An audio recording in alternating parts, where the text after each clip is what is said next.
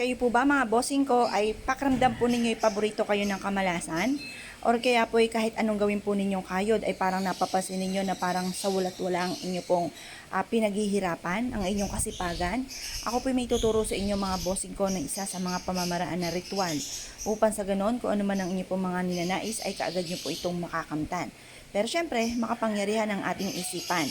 Kailangan naka-mindset na sa inyo na kayo po yung magiging matagumpay at matutupad na lahat ang mga pinapangarap at malalayo kayo sa anumang kapamakan. Proven po ito na napakaswerte basta't may 100% kang paniniwala na mababago ang takbo ng inyong pamumuhay. Kung ang nasa isipan ninyo, kayo po ay malas nga po ang mga magaganap. Pero kung papalitan niyo po ito, i-reverse po ninyo ang nasa inyong isipan na kayo po yung magiging matagumpay at simulan na ito ng tagumpay ninyo. Wala pong imposible sa mga taong masisipag, madiskarte, hindi nakakalimot magdasal at sasabayan din natin ng mga pampaswerte. Kagaya po nito, isang butil lamang mga bossing ko ang inyong kukunin at ikaw ay haharap sa may silangan at manalangin ng taimtim. I-wish na sa pamamagitan ng inyong sipag at tiyaga at pananalig sa mahal na Panginoon at sa mga ganitong mga pamamaraan ay mababago na ang takbo ng inyong pong pamumuhay. Paulit-ulitin ang mga magagandang salitain. Yung mga pangit na nagaganap sa inyo pong buhay, yan po ay ipagdadasal ng taimtim na mabago. At huwag niyong paulit-ulitin na sasabihin. Basta lagi niyong ibubukas sa bibig, panay mga magaganda. At mapapasin niyo po na lagi kang iniaadya nito kung saan lagi kayo suswertihin.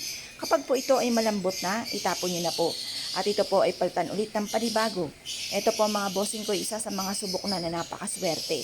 Ngayon po mga bossing, ilagay nyo lamang po ito sa inyo pong bag, bitbitin kahit saan kayo magtungo, ilagay sa inyo pong bulsa, at kayo po ay maging positibo, walang imposible, susundan po kayo ng swerte.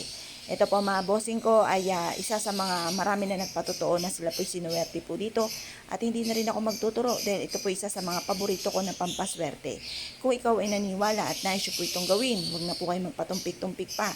Subukan nyo po ito at ito po ay makakatulong upang sa ganon magtuloy-tuloy ang pasok ng swerte at hindi ka na muli mamumblema pa tungkol sa usapin ng pera at hindi ka na bagay po hindi mo na mararamdaman na kayo po yung minamalas or kung may mga pagsubok ay kaagad nyo itong masusolusyonan at hindi magiging pahirapan sa inyo na kumita ng pera or kaya po hindi magiging mailap sa inyo ang swerte dahil magkakaroon ka ng mga iba't ibang ideas kung saan ikaw ay laging suswertihin. Kaya kung kayo pinaniwala at nais po itong gawin, huwag na po kayo magpatumpik-tumpik pa, subukan nyo po ito, proven po ito.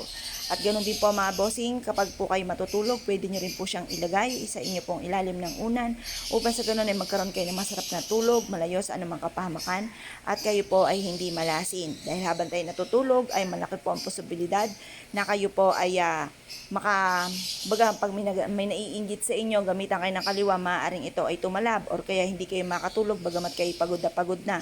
Maaaring may mga hindi kayo nakikita na nasa paligid para hindi kayo lapitan po nila. Mainam na meron po kayong ganito. Kaya kung kayo pinaniwala mga bossing, good luck po sa inyo po lahat.